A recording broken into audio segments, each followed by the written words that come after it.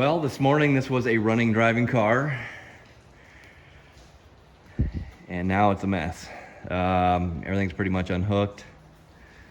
We literally have the rear subframe bushings to unbolt, and car's ready to come out. One of the things that we had to do, and people address this all the time, is I don't know if you can see under there, but we had to cut the welds on the subframe connectors. So anyways, been a busy day. Got a pile of parts over in the other shop. So we'll see how it goes. Drop this thing out in just a minute. All right, well, moment of truth. Lift this bad boy up and see what's still attached. Sounds like more than a rock forward. What rock forward? The whole. Oh. Is it still off the jack stand? Yes. I mean, not very far.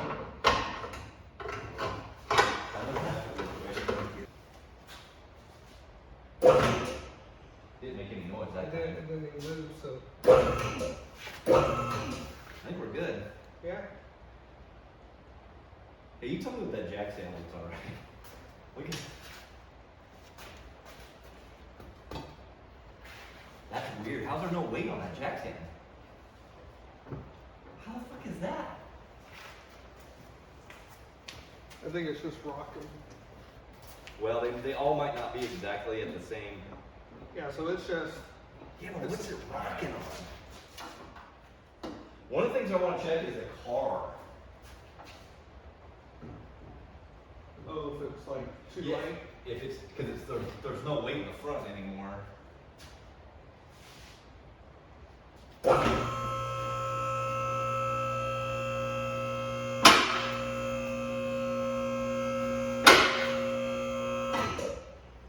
All good?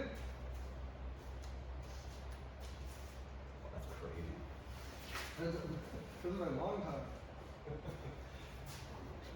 Remember that time we changed the subframe in the car without taking the motor out?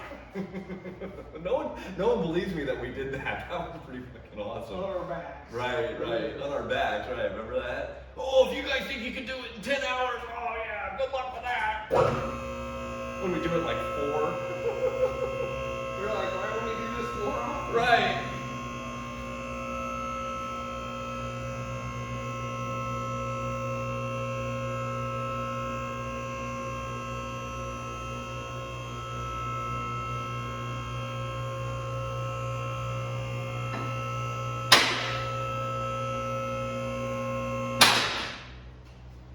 It's like your average suspension job. Right. It's like a Luke Skywalker. Just like the factory built them. All right, well, now the dirty work starts. Gonna tear this thing to pieces, so. Well, so far so good. All right, well, it's day 2, and as you can see behind me, we took a car that was totally functional, and now it's not, for sure. So anyways, it's time to process everything. Before we start messing with the car, I really want to get everything apart and put where it's gonna go, and we'll show you in a minute where we're stuffing everything. I think we got a really good spot and kind of room to put everything, because it makes it really so much easier. So as you can see, car's up in the air, engine's on the floor. We're gonna get that engine on the stand. Everything cleaned up and put somewhere. Woohoo! We'll be back with him. All right, my hat's off to Center Force for making one hell of a clutch. This thing has been in this car for, I don't know, almost 12 years, and it's worn down almost to the rivets. If you look at the pressure plate, it's like a brake rotor. There's a lip there, and the flywheel is amazing. I don't know if we can even video that, but it literally has damn near 100 thousandths lip on it. This is the Center Force DFX. I think it's ceramic or something clutch, but anyways, hell of a unit here.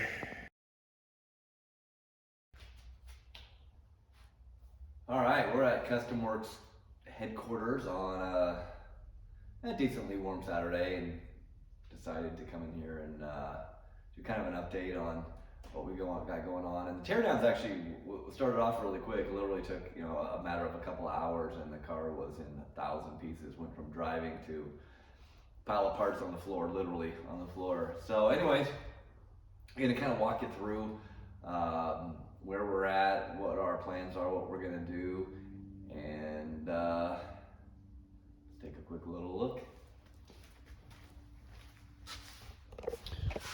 So one of the things that you notice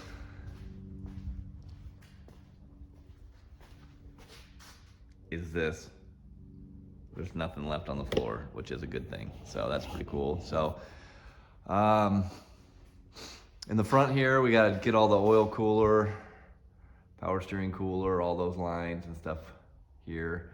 You can see our air intake comes through the firewall. This is where it was. Apparently it broke. I'm hoping it broke when I was taking it apart, not driving it around with the air filter like that. So anyways, what we got going on here as we enter the engine compartment is this is all our Holley EFI wiring harness. That's all going to come out. Factory heater box is coming out. Inner fender wells, those are coming out. If you're wondering what these are our mounts for our shock reservoirs. So really our plan is to not get super crazy on this firewall. As you can see, our firewall in the car is pretty nice. We're actually gonna make a panel that blocks off all the heater box, kind of clean things up a little bit there, do something pretty custom and nothing too elaborate. So, the whole engine compartment was redone in 2011, so it's all in pretty good shape, and this car's had a pretty good life for the most part. So that's what we're gonna do. One of the cool things about what we have here is that we have a whole separate building that has our office in it, our shipping area, our inventory area, and then right here we have a spot where we normally keep the Camaro. It has its own little tidy spot, which is super cool. And the good news is as the car comes apart, we have a place to put everything. So as you can see,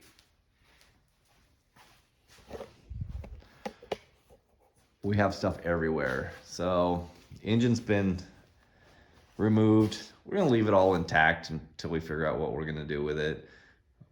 At this point, I'm not sure. So it obviously needs a refreshening. It's not really ready to run as is.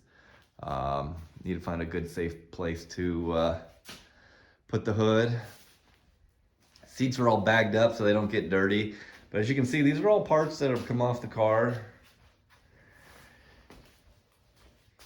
Got a 5-speed sitting over here. I'm not sure what we're gonna do with that just yet. It's not going back into the car. Almost none of this stuff is going back in the car.